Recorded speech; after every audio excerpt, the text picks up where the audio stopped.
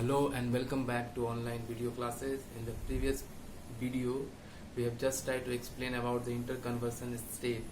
There also we have explained about the concept of latent heat. Actually temperature and pressure are the two important factors, or you can say the deciding factor, which are responsible for converting one state of matter into another state of matter. So in the previous video also we have explained about latent heat. So today also we'll try to focus the two different types of latent heat. First of all, let me start. What is latent heat? You all are aware with that. Latent heat is the amount of heat required to change the state of matter without any raise the temperature in the system. It means that when the solid is there and when we are heating, when we are giving heat, the amount of heat will be utilized by that internal particle to break the bond, and then after the solid will change into liquid state. Like this, when you are giving the heat to a liquid state, the amount of heat will be utilized by the liquid particle to break the bond and to convert to gaseous state. Based on these two, the latent heat, that is also called the hidden heat, can be classified into two important categories. One is latent heat of fusion, and another one is latent heat of vaporization. Latent heat of fusion means what? Latent heat of fusion means that is the amount of heat energy which requires to convert 1 kg of any solid into liquid state at its melting point without raising the temperature of the system at 1 atm, that is atmospheric pressure.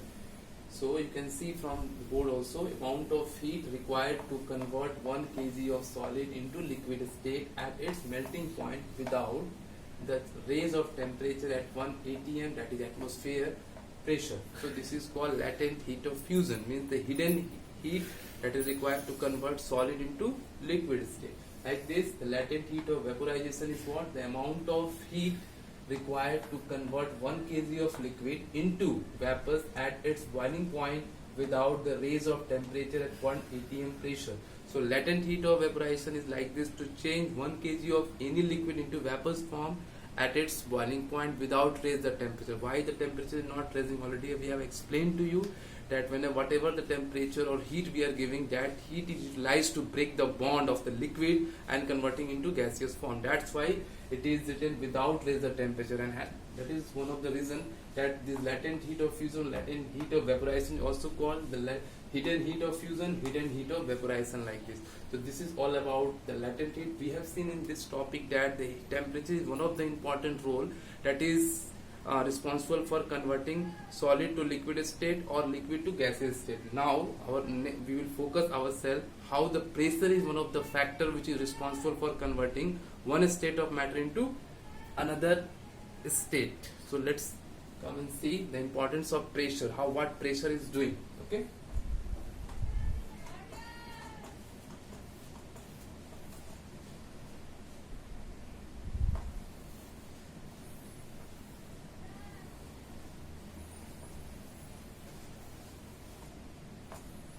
So pressure, let me explain before, then we will pressure. Let me explain to you what I have explained to you, that in solid or liquid or in the gaseous state, the particles are very important. All the state of matter is made up of particles.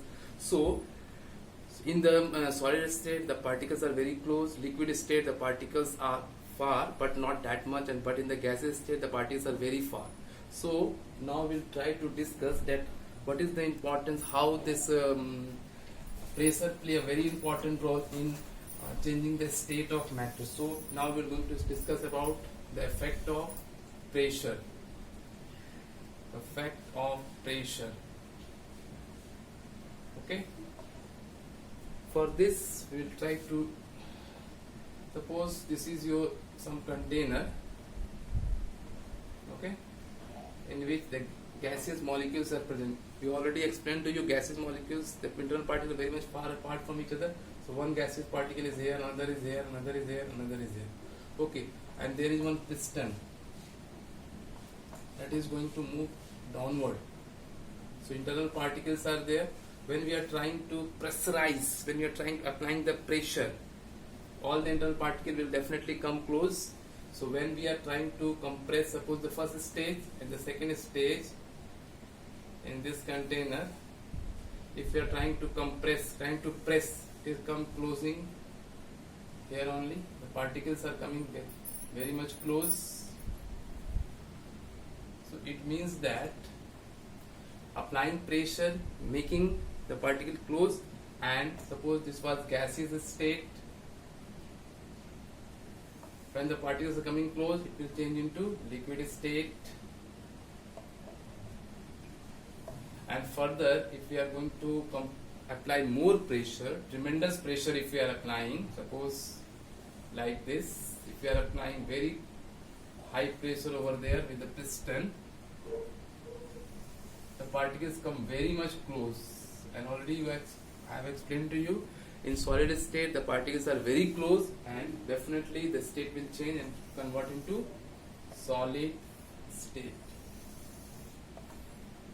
So pressure is also playing a very important role in converting one state of matter into another state. So when we are applying high pressure, will convert gaseous state into liquid state, and very high pressure will convert liquid state into solid state. So high pressure convert gaseous state into liquid state, and further applying pressure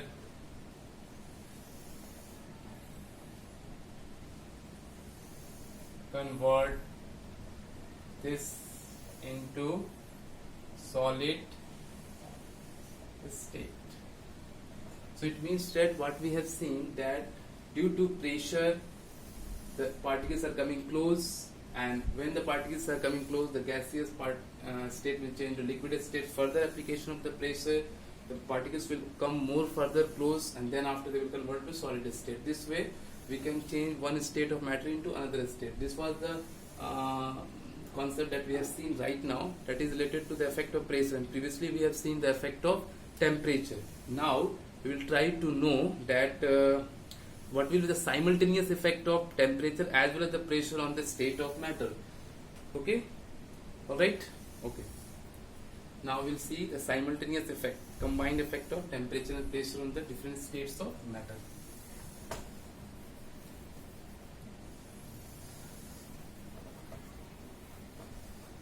And so now we'll see that how both are pressure and temperature acting on the different particles of the state of matter, and also what they are doing together. See, suppose pressure and temperature.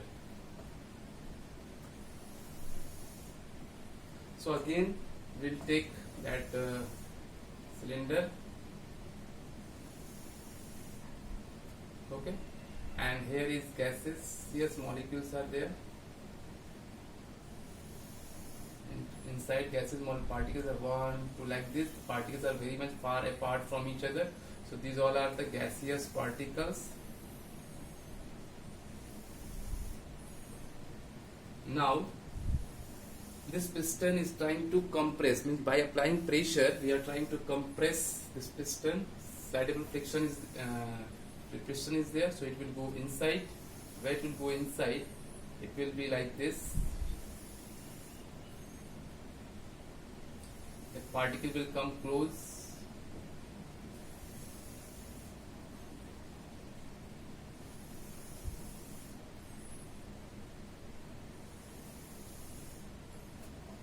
so when we are applying pressure in the first container, suppose the first container, when in the first container we have taken some gaseous molecules, and when we are applying pressure, suppose pressure we are applying, so when we are applying pressure, it is going, internal particles are going to pressurize each other, going to heat with each other, coming close to each other due to application of the pressure.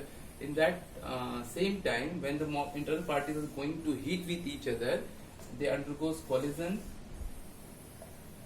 When they undergo collision, definitely it will raise the temperature of the system, and when it will raise the temperature of the system, at the same time when we try to lower the temperature of the system, anyhow if we try to, by spraying water, anyhow we'll just trying to lower the temperature of the system by applying or spraying cold water, or cold system will generate around this cylinder. Then after what will happen, that the internal particles which comes close will convert into liquid state, and this process is called liquefaction of gases. So liquefaction of gas is what? The process of conversion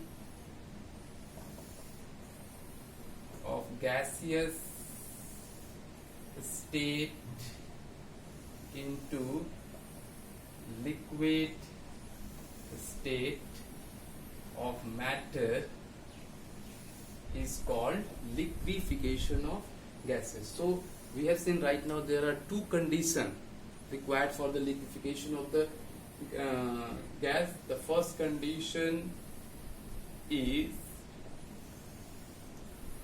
high pressure.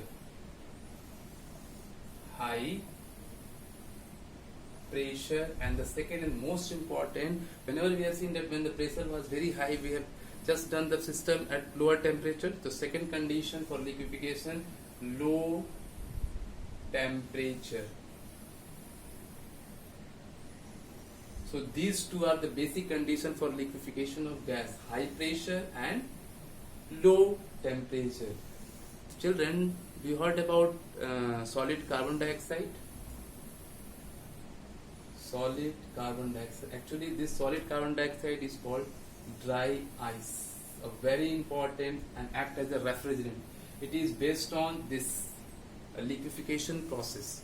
So that we'll discuss in the next class also in detail. But here also you know that we can change the gaseous state of any matter into liquid state at high pressure and low temperature.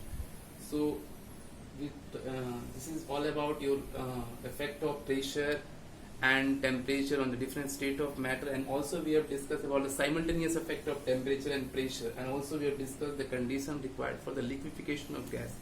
Okay, try to revise, children, try to learn the things, try to revise, and if you have any doubt regarding these all topic that I have discussed right now, please try to note down somewhere in your copy and be ready when the school will reopen. We'll try to discuss and try to go through once more.